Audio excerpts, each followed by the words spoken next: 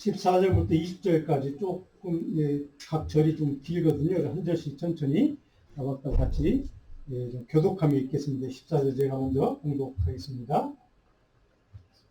시온에 따라 노래할지어다. 이스라엘아 기쁘게 물을 부를지어다. 예루살렘 따라 진심으로 기뻐하며 즐거워할지어다.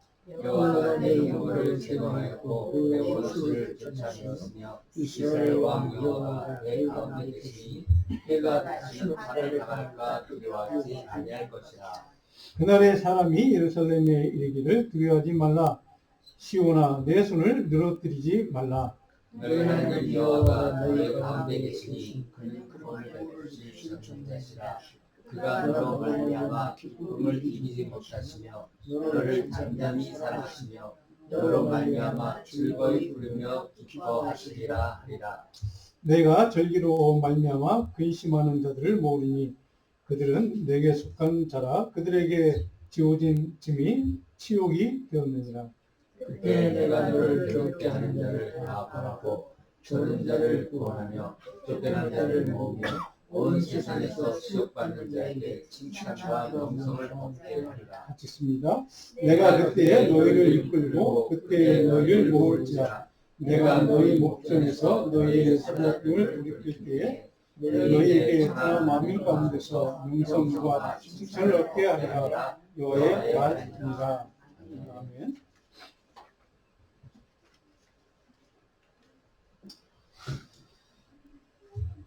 우리가 살다가 보면 뭐 많은 일들을 경험하고 또 겪고 만나고 살아가긴 하지만 종종 심각한 외로움이나 쓸쓸함, 또 고독 이런 거에 사로잡힐 때가 있습니다. 뭐 사람이 없어서가 아니고 뭐 가끔 가다가 1년에 뭐 한두 번쯤은 그런 때가 찾아올 때가 있습니다. 참 견디기 힘들죠. 그런 고독함이나 외로움. 이민의 삶을 사는 우리 모든 이민자들에게는 더 그런 일들이 종종 있습니다. 그런 순간에 우리는 누군가에게 좀 따뜻한 위로를 받았으면 좋겠다. 따뜻한 위로 한마디가 참 필요하다.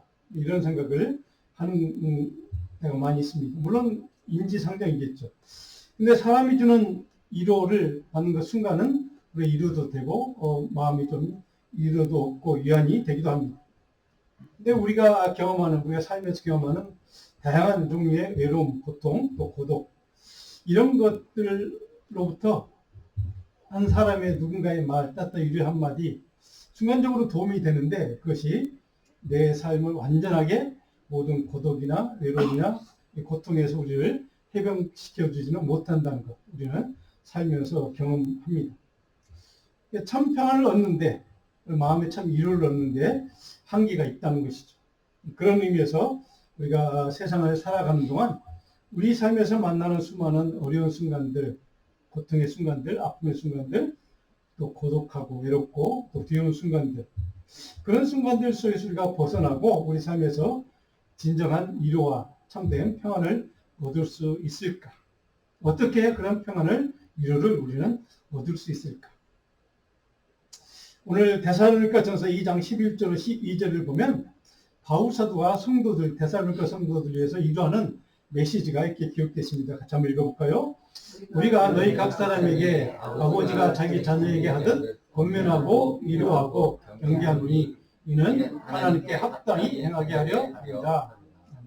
바울 사도가 데살로니가 성도들에게, 교인들에게 하나님께서 자녀에게 위로하듯이 나도 너희들 이렇게 격려도 하고 권면도 하고 위로도 하고 싶다.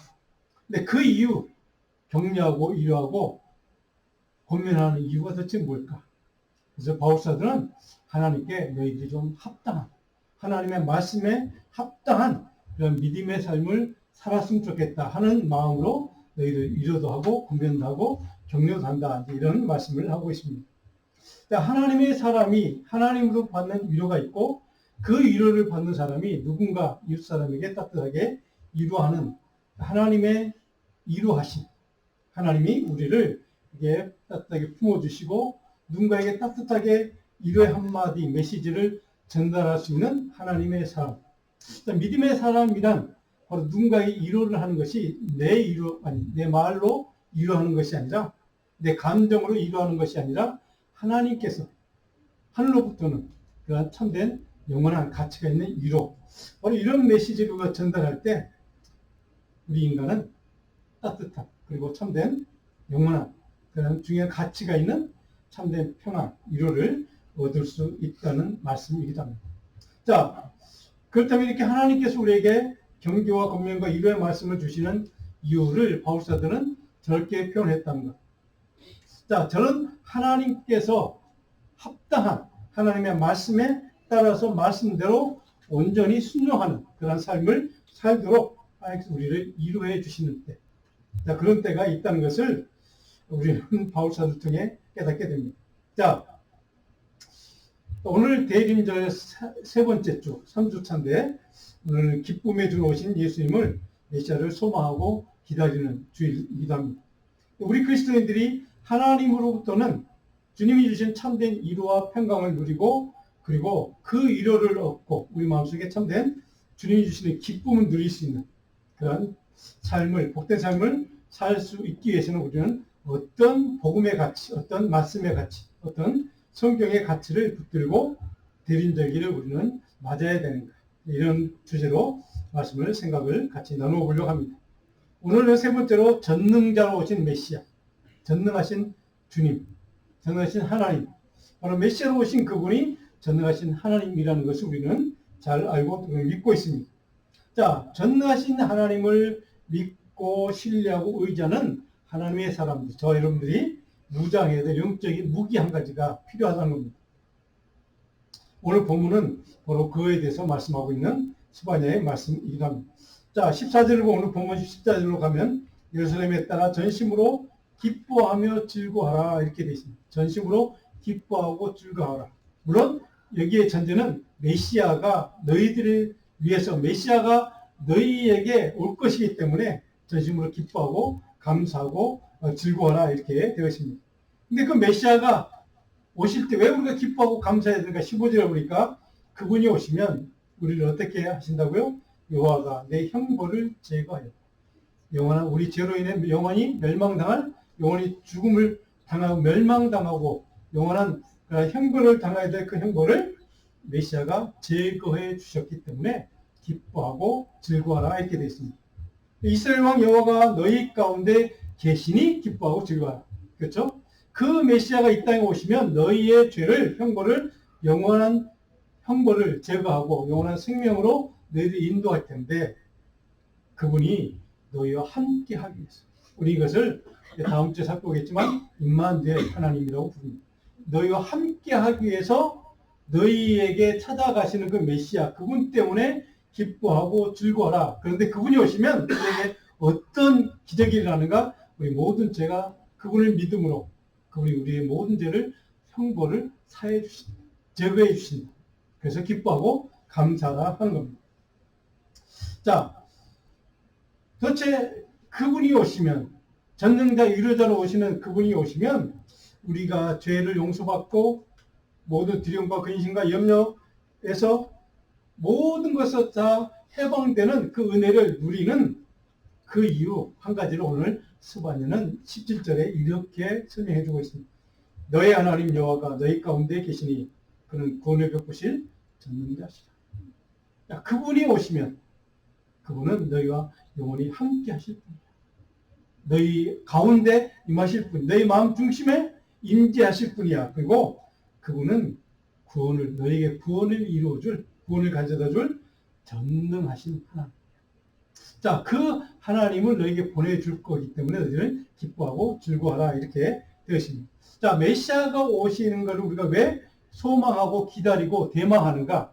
그것은 그분이 오시면 내 죄가 사함받고 그리고 내가 고침받고 구원받고 전능하신 하나님이 나와 함께 하시기 때문에 바로 그런 은혜를 누리기 때문에 기뻐하고 감사하고 찬양하라 이렇게 이제 스바냐는 설명을 하고 있다는 겁니다. 자, 그러면 그분이 오시면 또 우리에게 주어지는 그분을 믿음으로 모든 영원한 죄와 모든 형벌에서 형벌이 제거되고 구원받은 하나님의 자녀, 하나님의 위로를 얻고 하나님의 그 구원의 은총으로 감사하고 기뻐하고 즐거워하는 하나님의 백성에게 어떤 복을 또 주시는가? 2절 보니까 너희에게 천하 만민 가운데서 명성과 칭찬을 얻게 하실 것이다. 천하 만민 가운데 많은 사람들 가운데 너희로 하여금 칭찬과 명성을 얻는다. 이건 인정받는다는 뜻입니다. 하나님의 백성으로, 하나님의 자녀로, 하나님의 사람으로 너희를 모든 사람들이 인정하고 너희를 칭찬할 것이다. 라고 하는 이제 그런 말씀으로 이어지고 있습니다. 자, 이 하나님 메시아를 너에게 보내줄 것이니까 즐거워하고 기뻐하라 하는 게 이제 스바냐의 오늘 본 말씀 기록된 연의 메시지, 메시아가 오시는 것에 대한 연 메시지의 내용입니다. 자, 그러면 이런 메시아에 대한 성경은, 다른 성경은 어떻게 그분을 우리에게 묘사하고 가르쳐주고 있는가? 이사야서 12장 2절을 같이 한번 읽어볼까요? 2절 같이 읽습니다. 보라, 하나님은 나의 구원이시라. 내가 신뢰하고 두려움이 없으리니 주 여호와는 나의 힘이시며 나의 노래시며 나의 구원이시니라. 자, 그 메시아가 오실 때 하나님의 백성들은 어떤 마음과 태도로 맞아야 되는가? 바로 이것을 가르쳐주는 말씀이 이사야 22장 2절의 말씀입니다. 하나님은 나의 구원자이시다. 그리고 내가 신뢰할 뿐이다. 그리고 두려움이 없을 뿐. 나를 두려움에서, 나를 모든 두려움에서 이기게 하실 뿐. 이런 말씀입니다. 자, 주 여호와는 나의 힘이시며 나의 노예시며 나의 구원이시기 때문에 나는 그분을 신뢰하고 그분에 의해서 나는 영원한 구원의 은혜를 누리게 된다라고 하는 것을 말씀하고 있습니다. 자, 여기에 이사야 선지자는 저렇게 메시아가 어떤 존재를 이렇게 고백하고 있습니다. 그러면 신약성경의 바울사도는 예수님에 대해서 메시아, 위로자로 오시는 그분에 대해서 전능자 하나님이신 그분을 어떻게 묘사하는가? 빌립보서 4장 4절로 7절 말씀 우리가 잘 아는 말씀 같이 한번 읽어볼까요? 주 안에서 항상 기뻐하라. 아무것도 염려하지 말고 다만 모든 일에 기도와 간구로 너희 구할 것을 감사함으로 하나님께 아뢰라. 7절 그 다음 읽어봅니다. 그리하면 모든 지각에 뛰어난 하나님의 평강이 그리스도 예수 안에서 너희 마음과 생각을 지키실 것이다. 아멘. 자, 평강의 하나님, 하나님의 평강이 너희에게 예수 그리스도 메시아 그분을 통해서 너에게 주어질 것이다. 그러니까 평강, 다른 말로 하면 위로의 하나님. 전능자 하나님으로 오신 메시아가 우리에게 무엇을 가져다 주는가?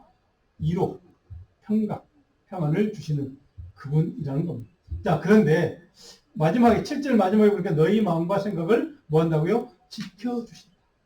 자, 평강의 왕으로 오시는 그 주님이 우리 가운데 임하실 때 우리 안에서 우리를 다스릴 때에 우리는 어떤 은혜와 축복을 얻는가? 우리의 마음과 우리의 생각을 하나님의 말씀 안에서, 하나님의 은혜 가운데, 하나님의 장중 가운데 우리를 붙잡아 주시고 지켜주신다. 자, 이것이 바로 우리가 평강을 누리는, 하나님이 주시는 평강을 누리는 비결이라는 겁니다. 여기에 생각을 지켜주신다라는 말은 지속적으로 또 적극적으로 보호하신다는 뜻입니다. 하나님께서 우리 가운데 임하시고 평강의 왕, 이루자, 전능하신 하나님이 이 땅에 오셔서 그분을 통해 우리가 누리는 축복은 무엇인가? 우리의 마음과 생각을 하나님의 말씀 안에서, 하나님의 은혜 가운데 가도록 생각을 지켜주시고 보호해 주신다는 겁니다. 자, 이것이 가능한 사람은, 그런 은혜를 누리는 사람은 하나님이 주시는 하나님으로부터 오는 평강을 누리고 살 수 있다는 겁니다. 자, 우리의 마음과 생각이, 우리는 세상에 살아가는 동안 우리는 항상 하나님의 말씀만 생각하고 하나님의 말씀대로만 따르고 순종하면 참 좋겠는데 그렇지는 못합니다.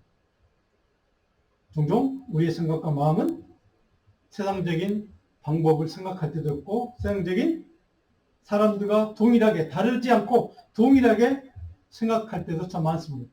그런 방법으로 살아가고 그런 생각으로, 그런 마음으로 살아가려고 할 때가 참 많이 있습니다. 자, 그런데 평강의 왕이신 주님이 우리에게 주시는 은혜는 무엇인가?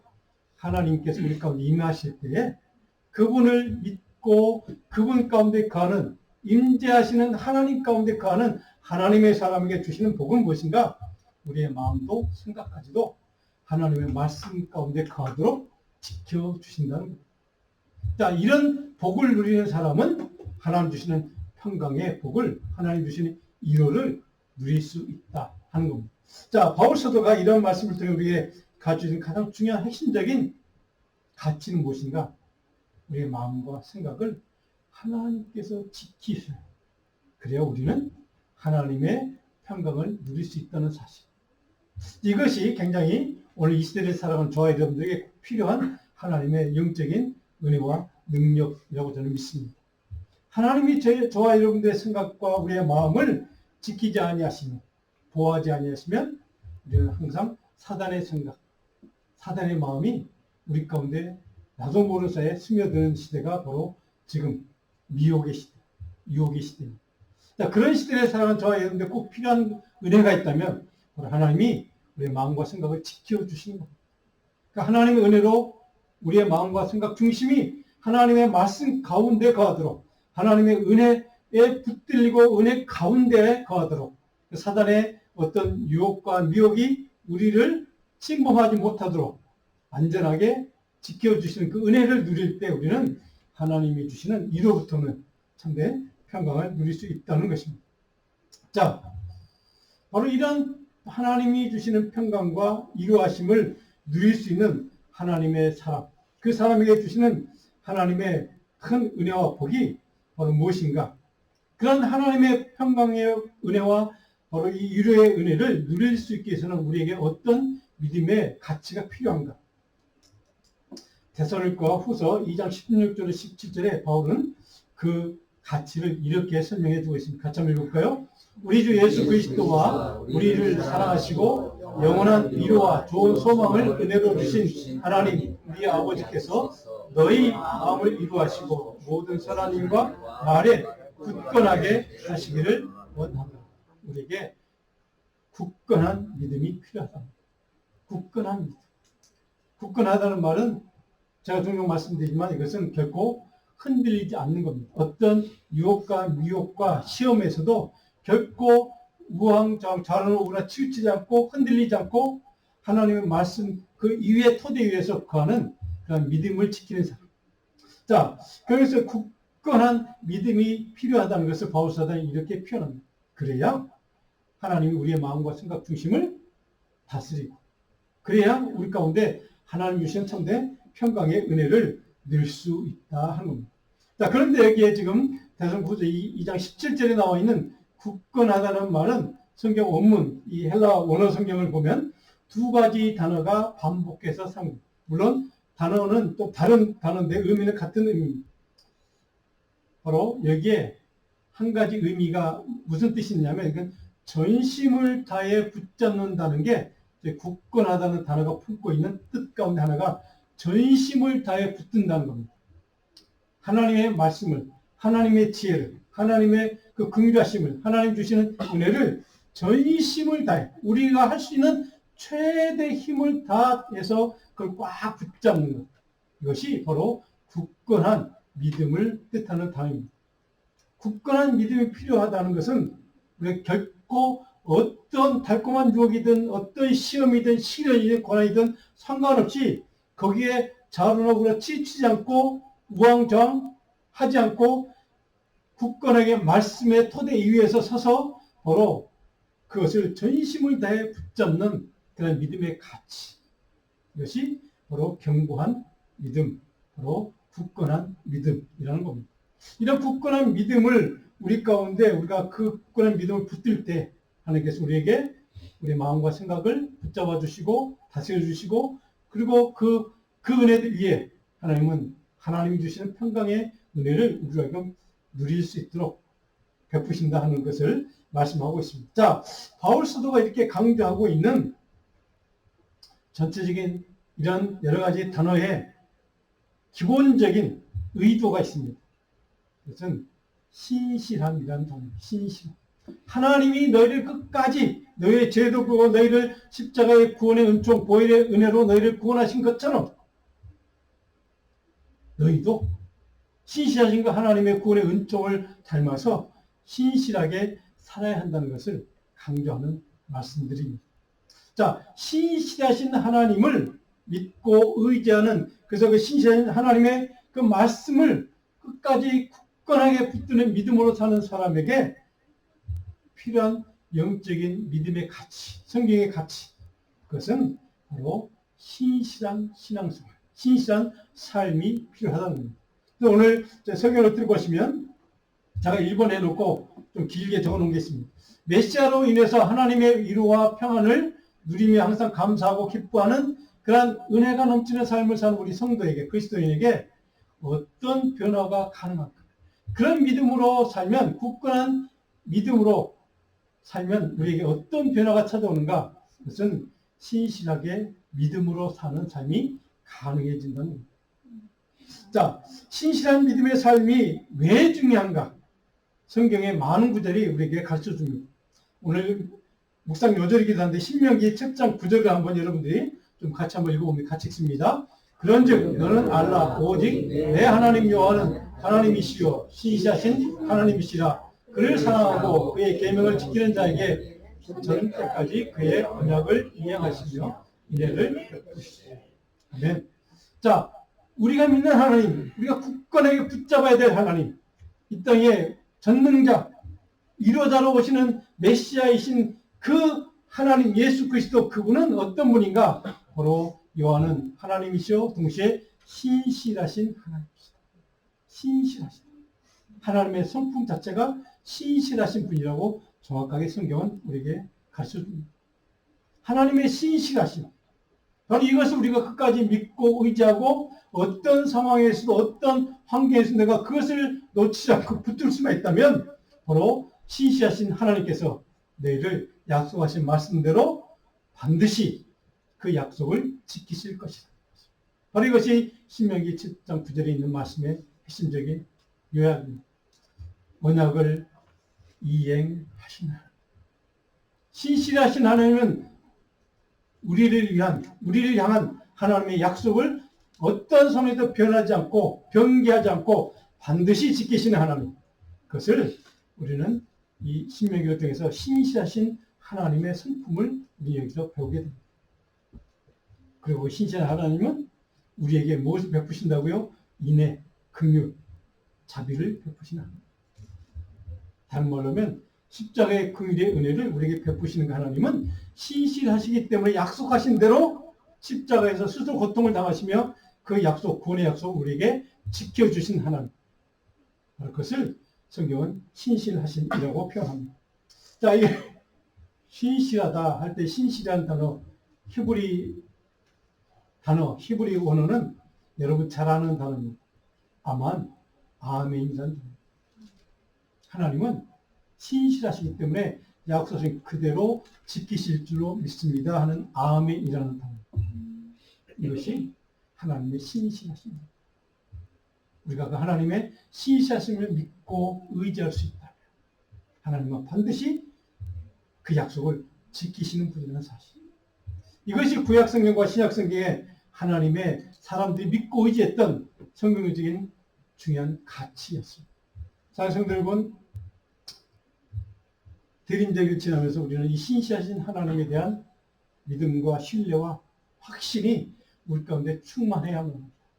그 신실하신 하나님에 대한 믿음과 의지가 우리 가운데 확실하게 굳건하게 터잡고 있다면 하나님은 반드시 그의 약속, 말씀하신 약속을, 우리를 향한 약속을 반드시 지키신다는 사실을 우리는 경험하게 될 것입니다. 자, 그렇다면 하나님은 어떤 면에서 신실하신 분인가? 오늘 신명기 기자는 약속을 반드시 지키시는 분이기 때문에 신실하신 분입니다. 그런데 중요한 것은 우리가 대림절을 지나면서 신실하신 하나님, 이루자 하나님, 평강을 주시는 하나님을 우리가 믿고 의지하며 그분을 바라보고 소망하며 기대하며 기다리는 이 절기에 우리가 또 한 가지 깨달을 사실이 있습니다. 하나님의 신실함을 믿고 의지하는 하나님의 사람들, 그 사람들에게도 신실한 삶이 필요하다는 사실입니다. 신실함으로 살아야 하는 삶의 가치가 우리가 깨달아야 될, 배워야 될, 이 대림절이 지나면서 우리가 하나님 앞에서 반드시 우리 마음속에 하나님이 그 깨달음의 지혜와 하나님의 그 은혜를 주시기를 간절한 마음으로 기도하고 또 소원해야만 합니다. 믿음과 말씀 안에서 신실한 삶을 살도록 하나님은 우리에게 요구하고 또 기대하고 있다는 사실입니다. 자, 시편 119편 86절을 한번 같이 읽어볼까요? 주의 모든 계명들은 신실하니 그들이 이루어지 나를 뜻하오니 나를.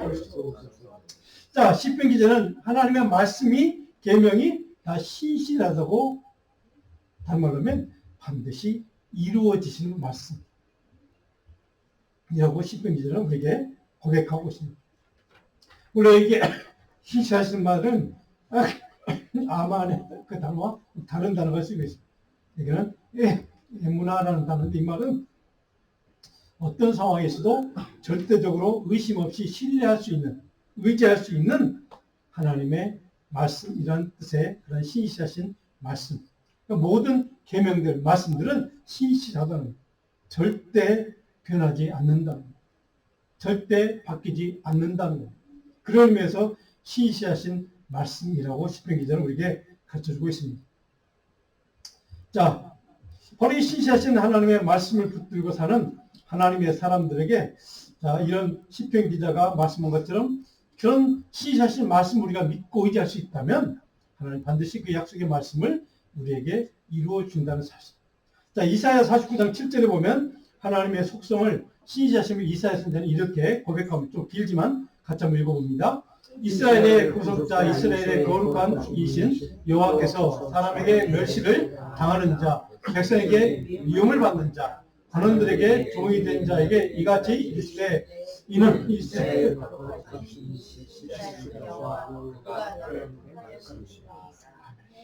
자, 멸시를 당하는 자, 약자들을 얘기합니다. 백성에게 미움을 받는 자, 주변이 주도권을 지지 못하는 소외받는 사람들. 자, 그 관원들에게 종이 된 사람들, 약자들이죠. 자, 그런 모든 사람들에게 향하여 하나님은 신실하신 하나님, 거룩하신 하나님은 바로 너희를 택해서 하나님의 백성으로, 하나님의 사람으로, 하나님의 구원받은 자녀로 삼아 주신다는 사실을 이렇게 이사야 선지자를 통해 우리에게 약속하고 있습니다. 자, 하나님의 사람, 하나님의 구원받은 백성이 되는 그 조건은 하나님의 긍휼 때문입니다. 그 긍휼은 무엇 때문에 우리에게 주어지는가? 하나님이 신실하신 분입니다.